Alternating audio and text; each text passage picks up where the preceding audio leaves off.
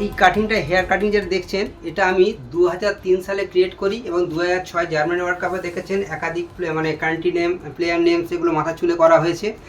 তো এর আগেও আমি মানে ইলেকশানে অনেক রকম সব পার্টি দেখুন, আমি তো আর্টিস্ট, আমার কাছে যারা যে আসে প্রত্যেকে আসে আমি করে দিই। আমি বিজেপি করেছি, কংগ্রেস করেছি, সিপিএম করেছি, তৃণমূলও করেছি, সব প্রত্যেকে দেখতে পাচ্ছেন আপনি আমার মডেল আছেন।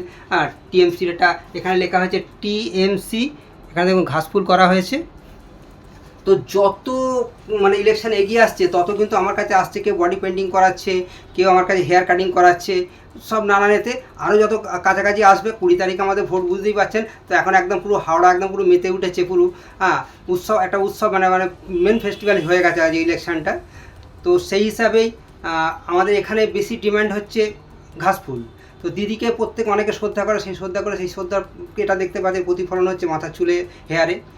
এবং আমি অ্যাজ এ আর্টিস্ট হিসাবে আমি এইভাবে কাজ করি, কিন্তু আমার একটা ভালোবাসা থাকতে পারে, কোনো পার্টিকে আমি শ্রদ্ধা করতেই পারি, কাল পার্টিকে ভালোবাসতে পারি।